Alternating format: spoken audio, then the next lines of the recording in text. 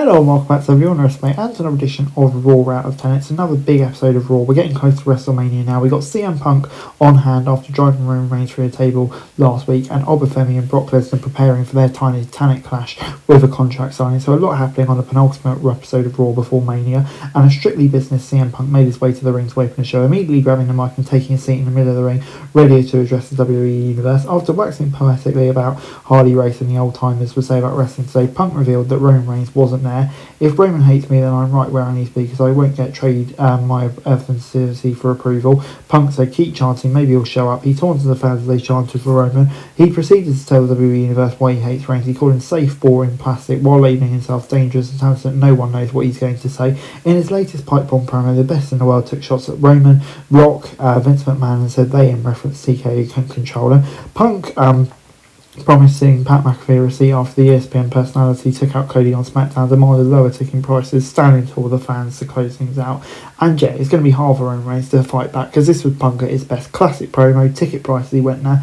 Great stuff. Moving on into IShowSpeed, who reluctantly watched from ringside as World Tag Team Champion, with the World Tag Team Champions as Logan Paul, LA Knight, took on Austin Theory. Driven by an insatiable appetite for revenge against the same Vision faction that had been at the bane of his existence for nearly a year, Knight repeatedly bashed Theory's head into the commentary table, all while eyeballing Paul and Speed. Eventually, Paul sent Speed into Knight, intensifying the issues with the megastar had with the YouTuber. The Usos appeared, but the distraction allowed Theory to score a cheap roll at victory, further infuriating Knight. Before Jimmy and Jay could drop Speed with 1D, Paul pulled his buddy through the arena floor. Knight called out Adam Pearce, who then made the WrestleMania match official. I'm going to give this a 5 out of 10. I don't know, it just feels like this wasn't great. Speed bit was entertaining, but the match at WrestleMania should be fun. But yeah, it just feels like at the moment we're not really getting the best out of these guys, which is a bit of a shame around this time of year.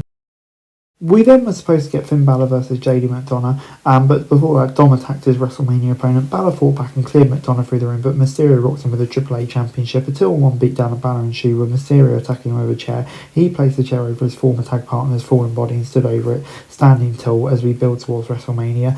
And yeah, certainly shows that Dominic's heel side. It was an effective segment. Put heat on Mysterio while giving Balor a reason to reach into his dark side. Hopefully we may get the demon, we'll have to see. But yeah, this was good stuff. As we then moved on to Bayley taking on Lash Legend, Legend blasted a flying Bayley with a forearm ahead of the break and controlled the bout coming out of it thanks to her size, strength and speed. The resilient Bayley though mustered a comeback and fought her way back into the match. As the action broke down, Charlotte and Alexa appeared, only to be laid out by the Raw model at ringside, along with Nia Jax. Back in the ring, Valkyria appeared, tripped out Legend during suplex, and Bayley earned a pinfall victory.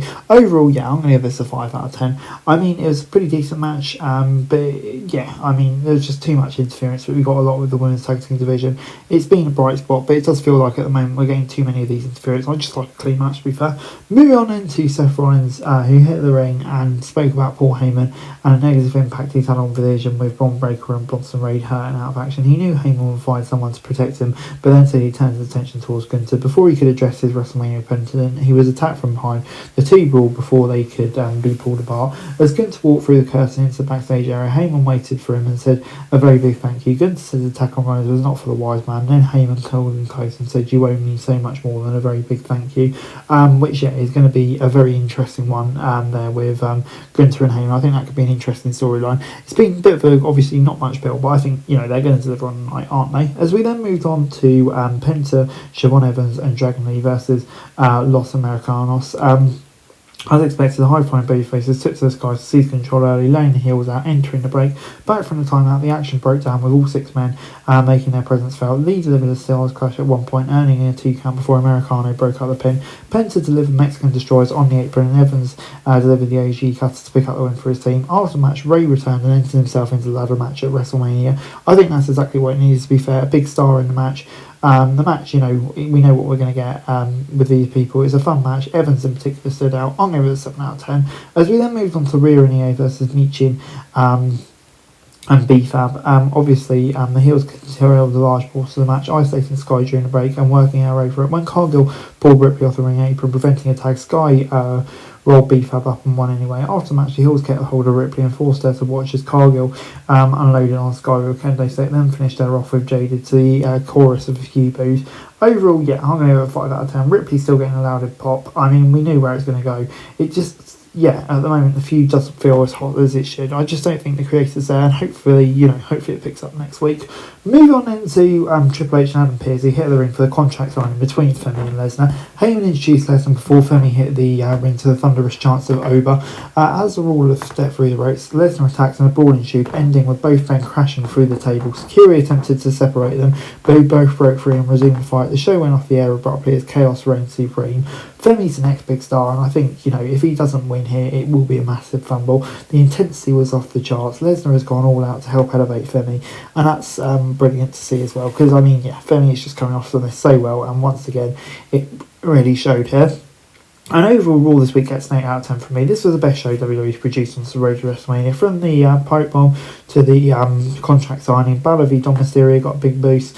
Gunther Lesnar seeds planted. The goods outweighed the bad. Many future stories teased, and hopefully WWE continues that over the next few weeks and sticks the landing at the big show. Guys, that's it for this video. Thanks very much for watching. Remember to like, share, subscribe. Follow us on our socials. Link in the description below for daily wrestling news, meme and content. Subscribe to our other channels on screen right now. That'd be greatly appreciated. Thanks very much for watching. Peace out.